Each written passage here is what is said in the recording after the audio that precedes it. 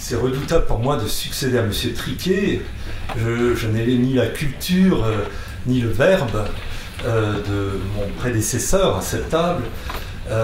C'est pourquoi je vais vous montrer des images, essentiellement. Et le titre de mon exposé, vous le voyez, c'est « Images de la vénerie dans les pays germaniques » avec le S entre parenthèses. Ça veut dire que je vais essayer d'expliquer comment la vénerie qui est interdite aujourd'hui, vous le savez, dans les pays germaniques, dans la plupart d'entre eux au moins, en Allemagne, la vénerie est interdite, et je vais essayer de trouver une explication à cette interdiction, une explication d'ordre historique. Mais bon, il y a un dicton allemand qui dit que pour chercher les racines, on est obligé de nager à contre-courant. Alors, ce qui m'amène, moi, déjà, à nager à contre-courant par rapport à mon prédécesseur, M. Triquet, je ne serais pas capable de vous faire rire comme il a su vous faire rire, ni à vous faire part de tout ce savoir encyclopédique qui est le sien. Et puis je vais peut-être aussi démonter certaines idées reçues, notamment quant à cette interdiction de la vénerie que pour beaucoup d'entre nous, on considère que c'est Göring, donc le Troisième Reich, qui en est à l'origine. Alors je vais commencer par ça, et ça va être un peu le sens de mon exposé, pour vous dire que ce qui s'est passé en 1934 avec donc la loi de chasse du Reich, ce n'est qu'une régularisation de quelque chose qui existait déjà auparavant. La loi de chasse du Reich a effectivement interdit la vénerie, comme elle a interdit un certain nombre de choses qui étaient déjà dans les faits soit interdites, soit qu'elles avaient tout simplement disparu. Alors c'est le cas de la vénerie. Alors je commencerai par vous dire que, voilà, on revient au titre, je commencerai par vous dire que la vénerie, on en parle en Allemagne depuis très longtemps, dans la littérature déjà, dans la Nibelungenlied, on en parlait. On en parle aussi dans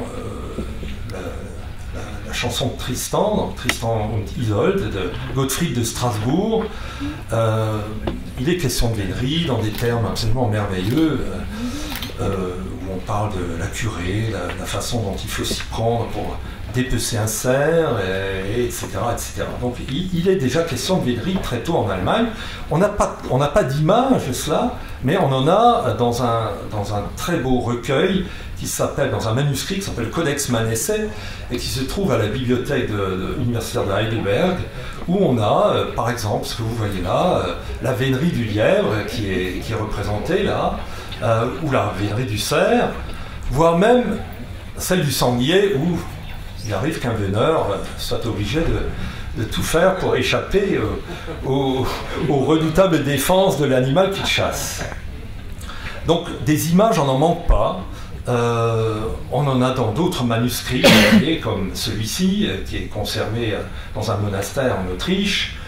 On en a d'autres dans des illustrations, comme les fables d'Ésope, qui ont été publiées à Strasbourg. Dans des gravures comme celle du Hausbuchmeister, donc le maître dit du livre de raison, au XVe siècle, dans des images plus religieuses, voilà, comme celle-ci, où on voit l'ange Gabriel qui est là avec ses chiens dont les banderoles à inscription qui précèdent les chiens disent que il est question d'une part de la miséricorde, de la vérité, de la paix et de la justice. Alors, vous voyez que la vénerie a aussi des valeurs religieuses qu'on met dans la bouche, dans la gueule même des chiens. La vénerie, on la trouve aussi dans les pays germaniques, dans la tapisserie, comme ici cette belle tapisserie qui a été faite à Bâle au XVe siècle, avec ces hommes sauvages qui pratique incontestablement une forme de vénerie, mais avec ce standard des chiens qui, effectivement, n'était pas encore bien fixé, bien établi. Une autre tapisserie avec cette quête de la fidélité, une représentation de la vénerie très, très allégorique. Et puis, bon, sans insister sur les chasses de Maximilien, qui relèvent de l'Empire germanique, ne serait-ce que par le commanditaire ou le destinataire, au moins, de la tapisserie. Alors, en Allemagne, les historiens considèrent que certains traités synégétiques français ont certainement contribué à faire connaître la vénerie outre-Rhin. On ne sait pas comment ces traités ont été lus. Mais les historiens allemands d'aujourd'hui ne manquent pas de s'y référer. C'est-à-dire que les ouvrages dont a si bien parlé M. Triquet sont toujours cités par les historiens allemands de la chasse. Et j'ai participé encore ce week-end à un colloque allemand touchant à la culture synégétique. Il y avait là des historiens qui, sans arrêt, se référaient à nos ouvrages français de vénerie, en vantant tous les mérites. Et la vénerie a incontestablement une place, même si les textes auxquels on se réfère ne sont pas écrits en français. C'est le cas ici du livre d'Henri de Ferrières. Mais le véritable transfert culturel, comme on dit aujourd'hui, transfert synégético-culturel de la France vers l'Allemagne, il s'est opéré avec le livre de Jacques Dufouillou, puisque, avec cet ouvrage, on a eu au moins 6 traductions différentes qui ont permis de le faire connaître en Allemagne. Alors, je ne vous parlerai que de 3 de ces traductions, puisque j'ai pu en avoir des images. Il y a celle de Johann Wolf, avec cette belle enluminure où on voit les honneurs du pied, ce qui est une notion que les Allemands ont beaucoup de mal à concevoir, qui aujourd'hui ne pensent qu'au trophée. Ils ont du mal à comprendre que le vrai trophée en vénerie, c'est le pied. Or là, les honneurs du pied sont présentés dans un ouvrage allemand qui est en fait une traduction du livre de Dufouillou. Alors il y a une deuxième traduction qui existe avec ces très belles gravures sur cuivre de Jost Ammann. Je crois même qu'elles sont ici. Cette traduction existe dans la maison, donc au centre de documentation du musée de la chasse. Et puis il y en a une troisième que je voulais vous montrer qui est très belle, dont les illustrations au moins sont très belles, les gravures sur bois de Tobias Stimmer, et qui sont conservées à Strasbourg au cabinet des estampes et des dessins. Avec à gauche cette belle scène de ballot d'un lièvre, et à droite ces limiers qui s'entraînent ou qui se voient récompensés avec la tête du cerf. Alors, ces représentations allemandes de la vénerie deviennent extrêmement nombreuses par la suite. Par exemple, ici, ce bouclier de parade des seigneurs de Ribaupierre qui est conservé au musée Unterlinden à Colmar, on voit que les princes allemands, en été au moins, pratiquaient la vénerie, et on voit ça sur le détail de ce bouclier que vous voyez à droite. D'autres illustrations existent, je vous ai amené quelques exemples, mais ici, vous voyez, dans le cadre d'un blason représenté à partir avec une aquarelle rehaussée d'or, on voit incontestablement ici une scène de vénerie. Mathias Merian aussi, ce grand graveur qui a représenté une chasse du sanglier dans la vallée du Rhin, et il y a plusieurs gravures où on voit comment la vénerie se pratiquait effectivement en Allemagne au moment de la Renaissance. Alors, cette place importante de la vénerie en Allemagne, qui semble incontestable si on se réfère au moins au document, elle est due, cette place importante est due évidemment à la place importante que tenait la culture française dans les cours princières au XVIIe, au XVIIIe siècle. Alors, il existe un ouvrage qui est peu connu pour l'instant en France, on en a du moins un peu parlé, c'est le livre de chasse pour les jeunes, Das Jüngere Jagdbuch, livre de chasse pour les plus jeunes, on pourrait le traduire comme ça aujourd'hui, donc un traité de chasse, où l'on voit comment, par exemple, les valets limiers travaillent avec leurs chiens. On voit aussi avec ces dessins comment on chasse le sanglier à court. Et puis on voit, toujours pour revenir aux limiers, on voit comment cette curée des limiers se déroule, puisqu'on leur accorde une place toute particulière. Ce qui fait qu'au XVIIe siècle, dans les pays germaniques, la chasse à courre entame sa marche triomphale, comme le dit ce très grand historien de la chasse, qui s'appelle Kurt Lindner, dont un des ouvrages a été traduit, c'est un de ses premiers livres sur la chasse dans la préhistoire, qui était un historien et un philologue absolument remarquable. Et parlant du XVIIe siècle, il dit de la vénerie qu'elle exprime dans le domaine de la chasse tout l'art de vivre à la française, à laquelle tout cet art de vivre auquel on accordait une très grande place dans les cours royales et princières allemandes. Alors, il en reste évidemment de nombreuses traces, comme là, cette belle statue d'un piqueur qui se trouve à l'extérieur du château de Moritzburg, donc tout près de Dresde, mais aussi et surtout dans les fameuses gravures, ce qu'on verra au XVIIIe siècle, les fameuses gravures du peintre allemand Johann Elias Riedinger, que vous connaissez certainement, mais je voulais quand même vous les montrer très rapidement, puisque ce qui est étonnant dans ces gravures, c'est qu'elles sont généralement commentées par une brève légende qui souvent est traduite en français. Donc on a une légende en allemand, mais on a une légende en français, ce qui est le cas ici. Alors vous voyez qu'aussi que la chasse à courre en Allemagne, on l'appelle par Force-Jagd, donc la chasse par force. Parfois on dit Hetzjagd, mais c'est incontestablement une expression qui est plus tardive pour désigner la chasse à courre. Il y a un recueil de Riedinger qui est spécialement consacré, un recueil de gravures qui est consacré à la chasse à courre. Alors je vous les montre très rapidement, puisque chacune des étapes d'une chasse à courre fait l'objet d'une gravure. Donc ça commence effectivement avec la quête du limier. Ça continue avec l'arrivée de la meute au rendez-vous, l'arrivée des chevaux au rendez-vous, des gravures remarquables. Je vais vite, parce que effectivement je suis, comme M. Triquet, tenu par le temps.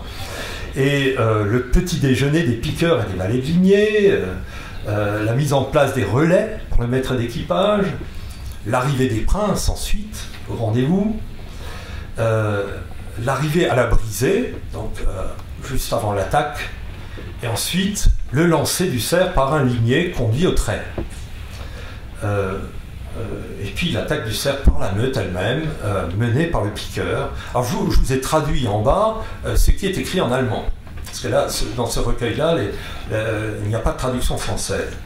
Nous avons conservé ce recueil au cabinet des estampes et des dessins à Strasbourg. Donc j'espère que dans les actes du colloque, on pourra avoir au moins 3 ou 4 de ces magnifiques gravures sur cuivre de Riedinger. Le bien-aller, et toutes ces scènes, le change, ensuite le cerf aux abois qui se défend, l'hallali dans l'eau, et le moment où le cerf est accoué, donc c'est ce dont on parle assez peu aujourd'hui. Même au XIXe siècle, je crois qu'on avait plus ou moins renoncé à cette pratique qui consistait à couper les jarrets de l'animal pour pouvoir ensuite le servir plus facilement. Et puis là, le moment où on le sert. Alors là, je n'ai pas traduit complètement la légende allemande de la gravure, puisque on dit que c'est l'acte de servir. Alors, on manquons d'un mot, d'une expression pour ça. Le fait de servir l'animal. Pas dire le service du cerf, mais les Allemands ont une expression pour ça. Enfin, la curée, et puis le chasseur par force, tel qu'il est là, vous voyez, qui est défini comme le chasseur à courre. Alors, Johann Elias Riedinger avait un fils qui a lui-même relooké en quelque sorte cette image de son père. Et ça donne ceci, donc c'est le veneur avec sa meute, peint par le fils de Johann Elias Riedinger. En dehors de Riedinger, il y avait bien d'autres représentations au XVIIIe siècle de la vénerie en Allemagne. Je pense notamment à cette belle représentation d'une scène de chasse à cour à la cour royale de Bavière, avec l'uniforme des veneurs qui porte ici le bleu, qui est toujours le bleu de la Bavière. Hein, le drapeau bavarois est fait de bleu et de blanc. Et vous voyez que la tenue des veneurs ici est bleue, le ciel. On a d'autres gravures, représentations, notamment chez les peintres. Et il y a un peintre qui s'appelle Eger, qui ici a illustré le journal de chasse du Landgraf Louis VIII de Hesse-Darmstadt, et qui, Georg Adam Eger, a peint de nombreuses scènes de vénerie qui sont toutes, beaucoup d'entre elles sont conservées au musée de la chasse de Kranichstein, qui se trouve tout près de Darmstadt. Vous voyez là aussi un ballot à côté de l'étang de Kranichstein. À l'arrière, ce que vous voyez, c'est ce château de Kranichstein, avec à côté un pavillon de chasse de Dianaburg. Et puis, on parlait de peinture mémorielle. Ici, la mémoire, c'est celle d'un fameux Alali qui s'est déroulé au pied de l'escalier du château de Kranichstein, qu'on voit d'ailleurs comme un cartouche là, au coin gauche de la représentation de l'image. Vous voyez cet Alali. Et le bâtiment que vous voyez est aujourd'hui le musée de la chasse de Kranichstein, avec qui accorde une très grande place à ces scènes de vénerie. On a aussi des traces de cette époque, et de cette époque florissante de la vénerie en Allemagne, dans la porcelaine évidemment, comme ici, celle de Nymphenburg, mais on a évidemment celle de Meissen, celle de Strasbourg. Et puis on en a aussi dans les villes, dans l'architecture, dans l'urbanisme, avec ces fameux carrefours en étoiles, pour lesquels d'ailleurs les Allemands ont gardé le nom, ils appellent ces carrefours des Jagdsternen, donc des étoiles de chasse. Et la ville de Karlsruhe elle-même en a gardé des traces. Mais dès le XVIIe siècle, il y a une opposition très marquée en Allemagne entre la vénerie, qu'on considère comme une pratique typiquement française, et la chasse aux toiles, qui, elle, est appelée chasse allemande, Deutsche Jagd. Et là aussi, Birkner nous en livre quelques représentations avec ce montage d'étoiles. Il faut s'imaginer ça, quelques dizaines de milliers d'hectares qui sont traqués en quelque sorte et entourés de toiles. On peut s'imaginer ce que ça représente. Et puis le démontage des toiles, après le tir des cerfs dans l'arène. Mon voisin Claude Dantenez a parlé de cela lors du colloque à Chambord, consacré à la chasse à l'époque de la Renaissance. Et cela a abouti, cette opposition entre vénerie et chasse aux toiles a abouti à un petit livre qui est tout à fait étonnant et qui s'intitule Dialogue consacré à la chasse à cour. Dialogue entre Nemrod, qui est le représentant des Allemands, de la chasse allemande, et Hubert, qui est celui de la chasse française. Et tout le livre tourne autour de ça, tourne autour de cette opposition entre la chasse française et la chasse allemande. Bon, c'est très intéressant à lire, mais si ces grands traités de chasse allemands du XVIIIe siècle consacrent de longues pages à la vénerie, comme celui-ci, celui de Fleming, dont le titre pourrait être traduit par « Le parfait chasseur teuton », c'est le titre du tableau, du livre, pardon. Puis cet autre livre qui a été écrit par un piqueur, Wilhelm Döbel, qui s'appelle Jäger Practica. Ce sont les deux grands traités de la chasse allemande, traités du XVIIIe siècle, comme l'est le Dufouillou pour nous.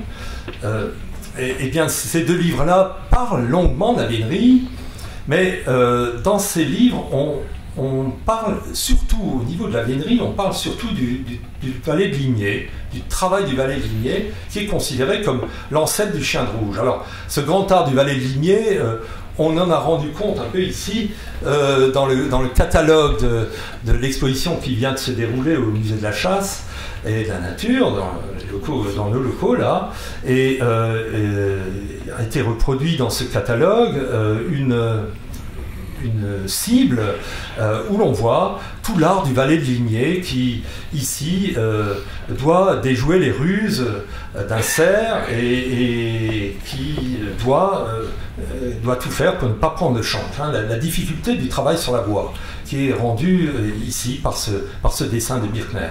Mais dans le livre de Fleming, on voit aussi comment le limier doit être conduit et comment il doit être élevé. Et ce limier, on le compare au chien de rouge, puisque il est expliqué déjà au XVIIIe siècle que le chien de rouge est déjà considéré comme un peu le descendant du limier. Le chien de rouge sera l'équivalent du limier, mais après la chasse à tir, après la pratique de la chasse à tir. Et ce qui fait que le vrai chasseur de cerfs, c'est celui qui maîtrise ce grand art, qui est celui du valet de limier. Et là, vous en voyez encore une illustration de Riedinger. Donc, le vrai chasseur professionnel, donc autorisé, qui se voit confirmé dans ses fonctions et dans son aptitude, eh bien, c'est le valet de limier. Et là, vous voyez qu'un diplôme qui est donné à un jeune chasseur professionnel, il est illustré avec des scènes de vénerie. Alors, ce qui se passe, c'est que dès la fin du XVIIIe siècle, en Allemagne, on commence à critiquer la vénerie. Alors, qu'est-ce qu'on reproche à la vénerie? Qu'est-ce qu'on commence à reprocher à la vénerie? La vénerie, on lui reproche d'être trop passionnelle. Et ça, c'est Goethe déjà qui en parle. Il oppose la chasse raisonnable à la chasse passionnée, passionnelle, où le chasseur, le veneur en l'occurrence, se laisse prendre par sa passion.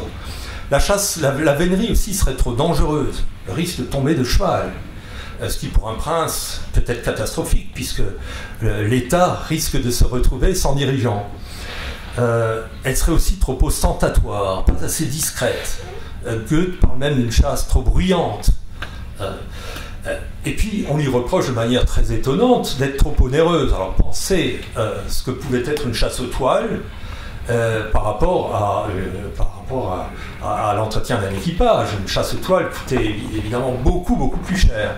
Mais on oubliait de dire à ce moment-là que les chasses aux toiles étaient financées par un impôt en nature auquel étaient assujettis les paysans, qui devaient au prince 20 jours ou 25 jours de travail pour la chasse, donc d'entretien des toiles, de montage de toiles, de démontage de toiles, tout au long de l'année. Et ça, on ne le dit pas, évidemment. Donc la vénerie, on lui reproche d'être trop onéreuse, trop dommageable à l'agriculture aussi, puisqu'elle se pratiquait aussi en été, au moment où les céréales étaient sur pied, et puis aussi trop cruelle envers le gibier. Alors, cette cruauté, elle fait l'objet d'un texte, je n'ai pas le temps de vous le lire ici, qui est très étonnant, où on voit un cerf qui s'adresse au prince et qui lui dit tu devrais être bon, tu devrais arrêter de me chasser à court, c'est trop cruel, etc. Donc la cruauté apparaît ici dès la fin du XVIIIe siècle, cette notion de cruauté. Et puis, elle serait globalement trop immorale, au sens où trop absolutiste, trop marquée par l'Ancien Régime, que l'époque des Lumières commence à remettre en question. Vous voyez qu'elle est trop, comme on dit aujourd'hui, comme les nouvelles générations disent, c'est trop, ça veut dire il est trop, la vénerie est trop. En quelque sorte, il y a une générosité qu'on ne lui pardonne pas. Mais Schiller parle déjà à cette époque de ce règne de l'utile qui domine tout, et il dit que l'utile, c'est ce à quoi tout est assujetti. Et quand Schiller parle de ça, il parle, en l'occurrence, il ne parle pas de la vénerie, mais il parle de l'art. Mais si on remplace le mot art par vénerie, cela pourrait très bien coller. Alors, évidemment, au début du XIXe siècle, au moment de la Biedermeierzeit, donc de l'époque Biedermeier, donc de cette époque où la bourgeoisie s'installe et commence à prendre les rênes de la vie sociale, eh bien la vénerie, ça n'a rien à voir avec ce qu'on voit ici, où on a une peinture typiquement Biedermeier. On voit la petite maison le petit appartement peut-être, la petite femme, les petits-enfants, la petite servante, le petit chien et la petite chasse. La vénerie, par rapport à cela, évidemment, ça ne va pas. Elle est considérée comme excessive. Voilà, tout simplement, elle est excessive et elle n'est pas réaliste. Voilà, c'est un manque de réalisme que cette période qui est profondément marquée par le réalisme. Il y a un chercheur français Jacques Le Rider, qui a consacré un ouvrage à cette période, il l'évoque. Alors, ça ne veut pas dire qu'il y a peu de représentation de la vénerie au XIXe siècle, il y en a, mais vous voyez ici cette poursuite d'un cerf, elle crée le désordre. La vénerie, c'est le désordre. Au sens où elle perturbe la bonne petite vie bien bourgeoise, bien établie, bien tranquille. La vénerie, elle est marquée par une certaine, dans ses représentations, elle est marquée par une certaine sauvagerie, comme ce qu'on peut voir ici déjà. Vous voyez qu'aussi le cavalier en arrière-plan, il tient un corps qui n'est pas une trompe, qui a plutôt des allures un peu médiévales, ce qui d'ailleurs sera conforté par une peinture, par la peinture qui va suivre, ou, comme ici celle de Henneberg, où le veneur c'est der wilde Jäger, donc le chasseur sauvage, hein, c'est la sauvagerie, qui donnera à la vénerie aussi une connotation tout à fait allégorique de tout ce qui emporte l'homme avec ses passions. Comme ici, la chasse au bonheur, c'est celle des veneurs qui est considérée comme profondément mortifère. Vous voyez, il se passe sur des cadavres et il a à côté de lui un squelette. Donc la vénerie, c'est la sauvagerie. Et à tel point qu'elle est reléguée dans le passé et que dans le catalogue de l'exposition internationale de chasse de Clèves, la gravure qui illustre l'article consacré à la chasse à courre, c'est cette scène que vous voyez qui est très wagnérienne, où les nymphes et déesses que nous voyons là poursuivent un cerf, se mêlent à lui, et on voit que la vénerie est déjà oubliée, mais presque complètement oubliée à la fin du XIXe siècle. Elle est reléguée dans un passé très lointain, et le plus lointain possible, au tel point où la vénerie devient mythique, un objet de mythologie. Alors, avec au XIXe siècle l'avènement de cette culture synégétique bourgeoise, effectivement, la vénerie disparaît au profit d'une seule conception de la chasse, c'est la gestion patrimoniale du gibier.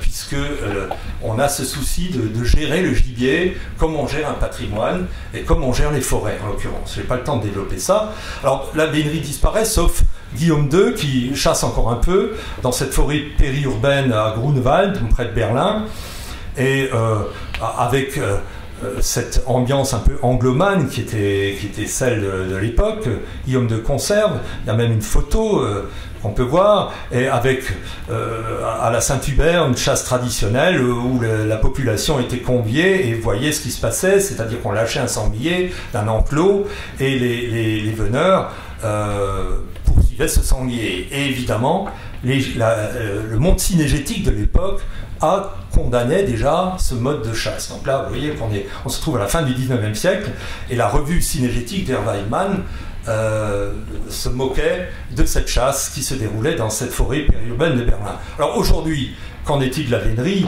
Eh bien, on ne fait pas trop la différence entre la vénerie et le sport équestre, avec ce que, vous voyez l'image que je vous montre là. Mais ce qui ne veut pas dire qu'elle est oubliée, parce que dans différents domaines, dans le vocabulaire synégétique allemand, il y a bien des termes de la vénerie française que les chasseurs allemands utilisent. Par exemple, ils parlent de changieren, quand le chien prend le change. Ils utilisent des brisées de manière extrêmement codifiée, en se référant aux brisées qu'utilisait le valet de Ligné. Ils se réfèrent à ce jugement du cerf selon 72 indices et critères différents. Ils en parlent sans arrêt, ce que le valet de Ligné devait savoir et connaître par cœur. Et puis aussi et surtout, la méthodologie de l'éducation et de la conduite du chien de rouge, elle est basée fondamentalement sur l'éducation et le travail du limier. Et enfin la musique, avec ce culte porté à la vénerie, que l'on retrouve avec ces sonneurs de Parforcer Nord, vous voyez, ils sont mignons là dans leur cape en loden, où ils rendent de grands hommages vibrants à la vénerie. On a eu un groupe de ces sonneurs en Alsace le week-end dernier, qui ont joué dans les grandes églises alsaciennes, avec des veneurs français, et malheureusement ils ne peuvent pas jouer en même temps puisqu'ils ont un instrument en mi bémol, en si bémol, non en si ou en mi bémol, alors que la trompe de vénerie est en ré, vous savez. Vous voyez comme ils sont voilà, on est en pleine nostalgie d'un monde, d'une époque révolue, ce qui fait que les Allemands aujourd'hui portent un regard vers l'Ouest tout à fait nostalgique. Et c'est ce que je voulais vous dire, et je vous remercie pour votre attention.